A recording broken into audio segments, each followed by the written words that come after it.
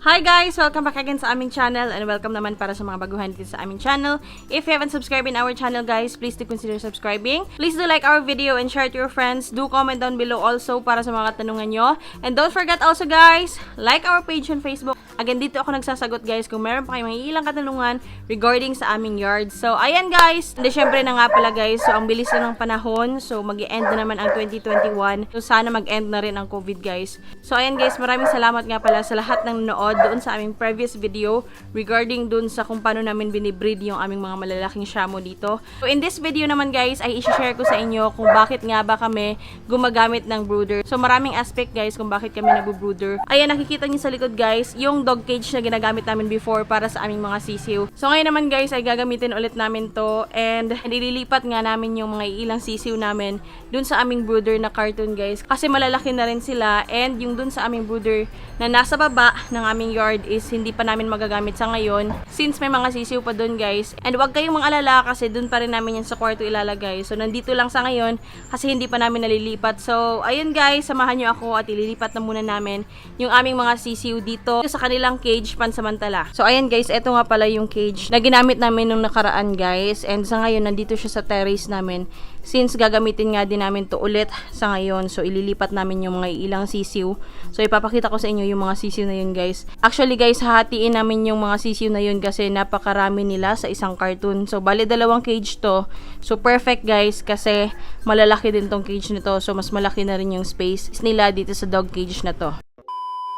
So, ayan guys, nandito tayo sa loob ng brooder namin guys. Ayan, as you can see, halos carton lang yan lahat guys. And may mga sari-sarili silang ilaw sa loob of course. So, i-on ko na lang yung ilaw guys para mas makita nyo. So, ayan guys, as you can see, may mga carton sila sa ibabaw para makontain yung init guys na galing dun sa bulb namin na nilalagay. So, ayan siya guys. And etong carton na to guys, yung aming ililipat dun sa mga dog cage na yon. So, hahatiin namin yung mga sisiw na nandito sa loob. Napakalalaki na nila actually and nandito pa sila.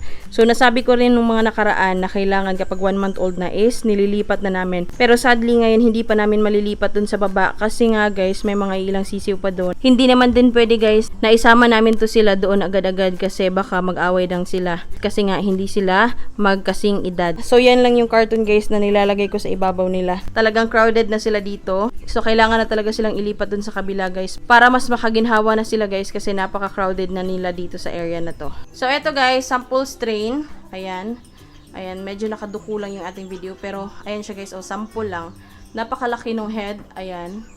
Napaka-big head nito guys. Ayan siya o. And, actually, maldito din to siya guys. Ayan. Kaya siya pumipikit guys kasi natatamaan ko yung eto na part nila guys o. Medyo, ano kasi yan sa kanila, sensitive. So, ayan yung kanyang mukha guys. Ayan. And, eto yung kanyang laki. Ayan oh.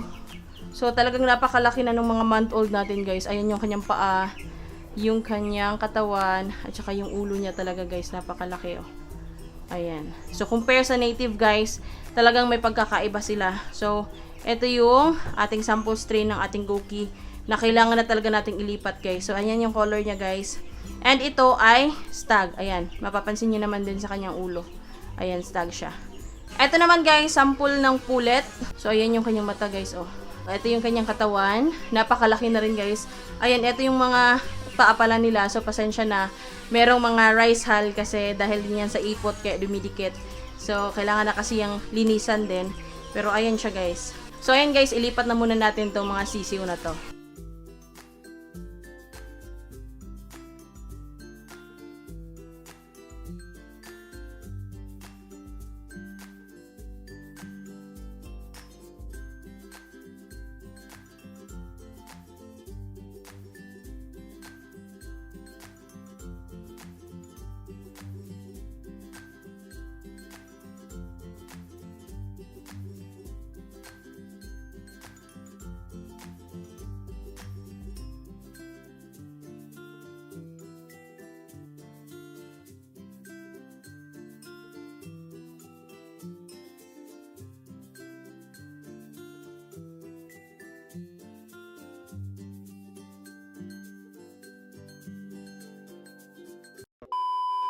So, ayan guys, inayos ko lang konti yung mga kulungan nila or yung itong dog cage kasi balak ko, i-open ko yung dito banda guys. Tapos, Yung sa ibabaw rin, pwedeng ma-open. Ayun guys, so ang lalaki na rin.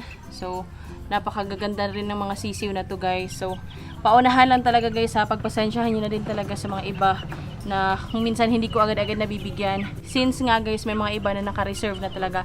Or nung una pa man din is always na sila nagko-contact sa amin. So, ayan na nga guys, na-transfer na natin yung mga sisiw natin. Ayan, and then yung sa ilalim naman guys is yung mga anak ni Apollo yun. So, itong apat na to guys, actually nasabi ko nung nakaraan na 4 keeps sila.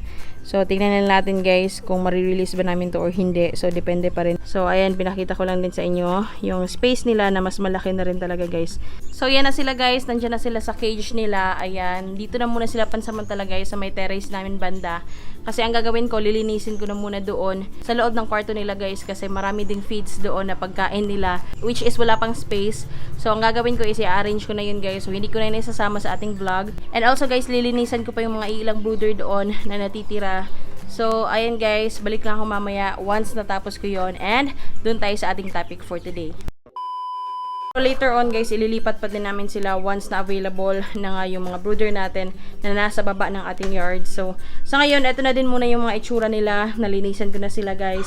Nabigyan ko na ng pagkain tsaka ng inumin nila. So ipapakita ko na muna yung mga natitira dito sa brooder guys. So ito yung cartoon guys na pinagkunan natin nung mga sisiw na nandun na sa mga dog cage guys. So ito na yung itsura sa ngayon guys. Ay napakaaliwalas na. Actually mga 7 na lang din siguro sila dito. Napalitan ko na rin pala ng rice hull yan guys. O ayan. Ayan dito naman sa kabilang brooder guys or kabilang cartoon. Ayan naman din sila guys. Oh, yung iba natutulog, yung iba always din ginagawa nila kapag bago yung rice hull. Talagang naglalaro sila. And nabigyan ko na rin to ng pagkain. Finally guys, dito sa mga maliliit natin. Ayan, so ito yung mga itsura nila dito. Ayan, may inumin na rin sila dito guys. And for sure maglalaro din to pagkatapos nilang kumain kasi ayan, napakaaliwalas na. And napalitan na nga natin yung mga rice hull nila. As you can see guys, ang daming black dyan. So abang kayo sa mga bloodline nito once na i-reveal ko soon sa ating channel. So ayan guys, dito naman tayo sa kanila, dito sa mga anak ni Goki. Ayan po sila guys, oh. Yan yung stag nga pala. Ayan guys, oh, ang ganda. Napakalaki ng head niyan guys. Itong isa naman to guys is pullet naman to. Tapos yun yung stag. Ayan guys, oh, napakatangkad din. So papakainin na rin natin sila guys.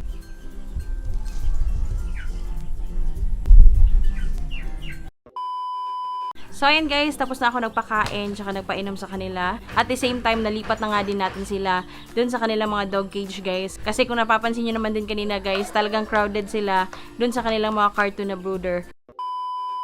So ayun na nga guys, yung ating video for today, it's all about brooder guys. And bakit nga ba kami nagbo-brooder dito sa amin.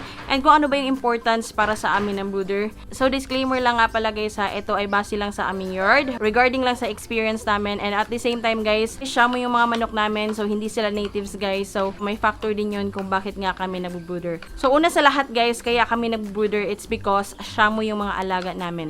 Sa mga nakakakita na ng mga video namin noon, alam nyo na hindi kami nagbo-brooder kasi nga native din yung mga alaga namin.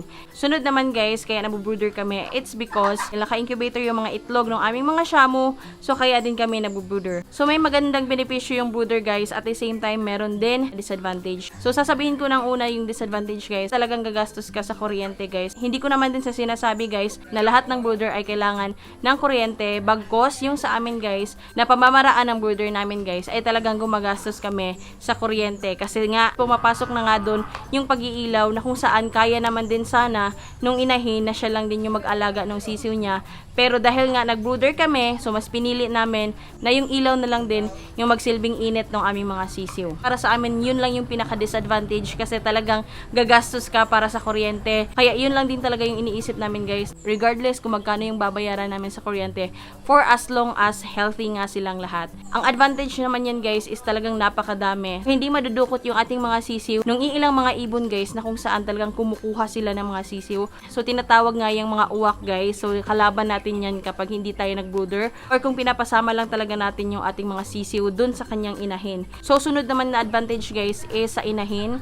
So, kapag hiniwalay agad natin yung ating sisiw sa inahin guys, tapos brooder agad yung mga sisiw, ay agad-agad ding makaka-recover yung ating inahin guys, which is agad-agad din natin silang magagamit upang mangitlog naman ulit. Isa pa sa advantage guys ay talagang matututukan mo yung mga sisiw guys. So, mamomonitor mo talaga. Compare doon sa paggala-gala lang sila, hindi mo alam na yung ibang sisiw ay may sipon na, may dinaramdam na pala. So, hindi rin natin agad-agad malalaman kung ano nga ba yung problema nila. Ang dami pa actually mga advantage guys sa paggamit ng brooder, pero isa sa pinakamaganda din doon is talagang healthy. Hindi ko naman din ina-assume guys na 100% healthy sila, pero at least 90 or 80% healthy silang lahat guys. Okay na yun sa amin. So dito sa yard namin guys, sa napansin namin sa brooder guys, iba talaga yung growth nila compared dun sa mga sisiw na pinapasama namin sa inahin.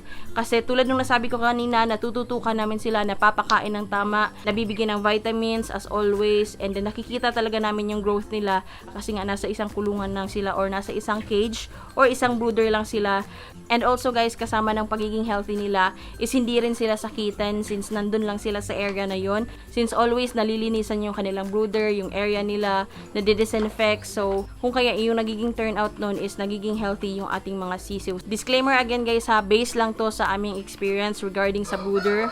Alam niyo naman din sa mga nakakaalam dyan na kung gaano kamahal din yung ating shamu, kung kaya ayan, nagbo-brooder talaga kami for them guys. Depende pa rin yan sa inyo guys, kasi meron naman ding iba guys na nag-stick talaga sila dun sa usual. Pinapasama nga nila yung sisiw dun sa inahin para nga din ayun din yung magturo sa kanilang sisiw na kumain tsaka uminom. Pero ayun guys, iba-iba pa rin tayo ng pamamaraan and depende pa rin yan sa inyo kung susubukan nyo.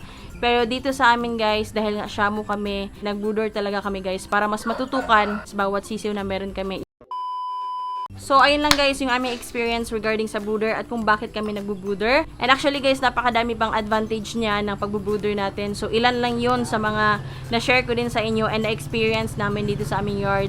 And sana again, may natutunan kayo sa ating video for today. And sana masubukan nyo, try nyo din, why not? And kung hindi naman, wala naman din yung problema kasi nasa tao lang din yan or nasa breeder lang din yan. Please do like our video and share to your friends. Do comment down below para sa mga katanungan nyo. Don't forget also guys, like our page on Facebook. Again, dito nyo ako makakontakt regarding sa mga ilang katanungan nyo pa regarding sa aming yard. So, ayun lang guys, maraming salamat again and 28,000 subscribers na nga tayo. So, maraming salamat talaga sa inyong lahat na patuloy na sumusuporta sa amin. So, ayun guys, please do good everybody. Goodbye and peace out!